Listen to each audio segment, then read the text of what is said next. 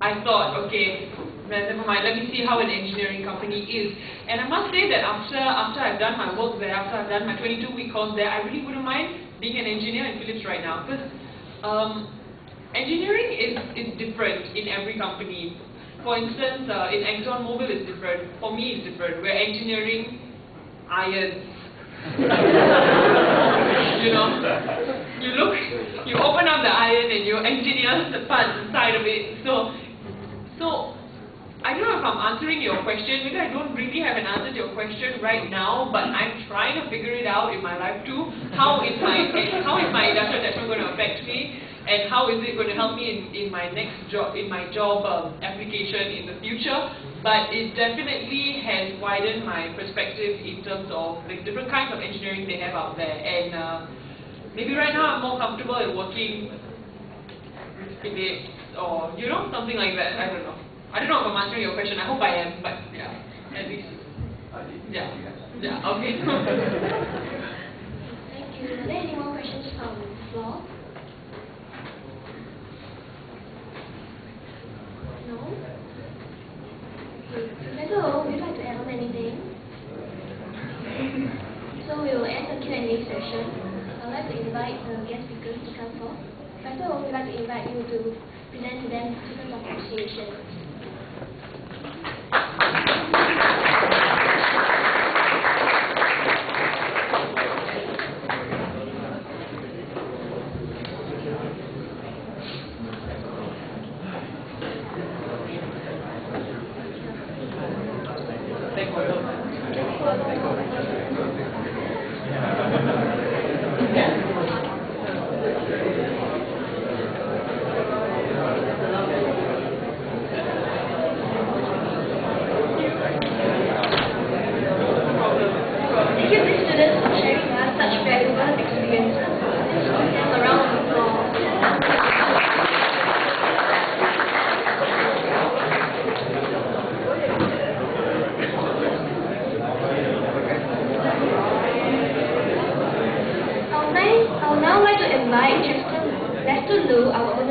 Honorary General Secretary of MSE Club, to present a token of appreciation to Professor O.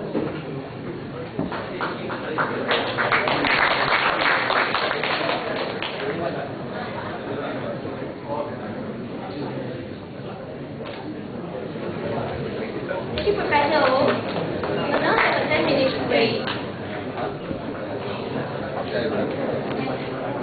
Answer some questions if I can later. FYP is part of your fourth-year program, and it's a 10 AU course at this present point of time. And the thing is it is very important in a way that it is stretched over 2 semesters, and you have to have a very good grade so that you can get a 2 upper at first class. So that is something that you bear in mind. So it's always good to do as well as you can in your FYP. Okay? This is something I share with you. Okay? The other thing is also the process of securing FYP. Everybody will have a chance, or rather, everyone will have an FYP project. Depends on, firstly, whether you yourself like to choose that project by a certain professor, or whether the other professor would like you as a student or her student. So it's a two-way process. Okay, so the how you determine it depends on your interest. Okay. And the very enthusiastic ones are those that go and see their prospective supervisors very early. Some as early as straight after the third year exam. And some of them even started during the vacation. Of course, some students I know do not start until the first semester, or until middle or after the first semester of the fourth year, which is a very dangerous thing to do. It's all up to you. So the effort is actually all yours, and the thing that is required to you is, I have in fact got a copy of, if I may read, guidelines for writing final year project report. There is a document Since I took over the coordinator thing, I loaded onto the adventure. Of course, you may not have access now. It is an available document which highlights some of you may how many pages and so forth. It's all written very well. Not more than 50 pages. Okay, and I think they are all written now. They are doing FYP now. So these are the students who are currently doing it. So you can ask them some questions. Right. But the thing is my advice is this: is firstly, you got to communicate with your supervisors well. Your supervisors or your mentors well. Because so many supervisors have mentors, so they may assign mentors to help you if they're lucky. And you have good mentors, then you get more help. Okay, and also communicate with your supervisors, your mentors, and update them regularly. And be seen doing work. They don't just disappear in the corner or come late at night and doing what nobody's around or whatever. And also, of course, you all know the safety requirement. All of you need to do your safety training before you have access to the lab. Okay, don't ever use your friend's number or whatever to log into the lab. Should anything, I know of cases like this, alright, where somebody didn't go through the safety training course but managed to get into the lab because of his good friend's number or PIN number or whatever. So never do that, because in the event that something happened, then I do not know what will be the consequences. So the safety part is very important.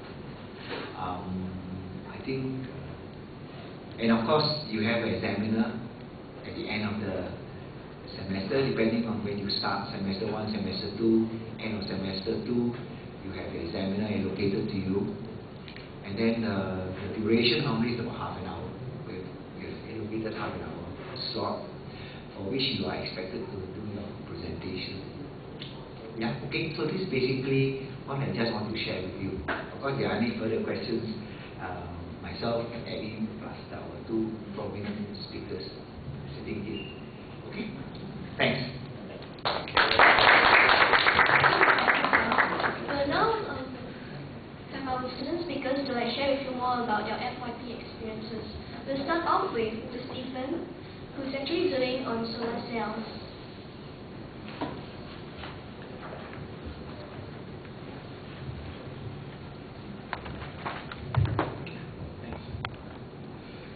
So yeah, as introduced, my name is Stephen Day, and my project is on, it's pretty lengthy, electrodeposited zinc oxide for hybrid solar cells.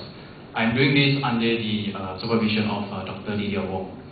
So today, I'll use this outline. First, I'll talk about why did I choose my project. Okay. Then second, I'll talk about some of the things that you can consider to choose your project. And finally, I'll share on some tips that I received from my seniors on how to survive your FYP. Now, I structured my talk in such a way that it's not too technical, because before I meet this slide, I discussed with some of the year 3s, and I realized that they do not want a lot of the technicalities, because all of you may not be doing the same thing as I am. So I'll give an overview of this FYP so that it benefits more of you. So first, why did I choose my project? Okay, my project is on solar cells, and first a preview. This is the map of the world, okay? And if we only use a small fraction of the Earth's surface, as highlighted in these small squares, okay? And those small squares only takes up about 0.3% of the Earth's surface. The amount of energy provided in that small amount of surface will be enough to power the whole Earth. So that goes to show how wide or how big the potential is for solar cells. Now, if we move on and do some simple calculations. Now, engineering students, we can't really escape calculations, especially in your FYP. So let's take this case, for example, from NASA. We have incoming solar energy from the sun. That is about 174 petawatts. Now, petawatts is 10 to the power 15. And here it goes to show that 51% is absorbed by the Earth. In other words, we have 89 petawatts. Now the question is this. If we only use 0.1% in 1 second of this energy that we receive every day, how much will that be? Now, after pressing a few numbers on your calculators, you get this number. 890 times 10 to the power of 11 joules. Now, for those at the back, if you can't see it, I've zoomed it in to this slide. Yeah, it's pretty big, so all of us can see. Now, some of us may be wondering, so what is this 890 times 10 to the power of 11? It's just a number. But let me tell you that this number is a very, very huge number. If you write down all the zeros, you will get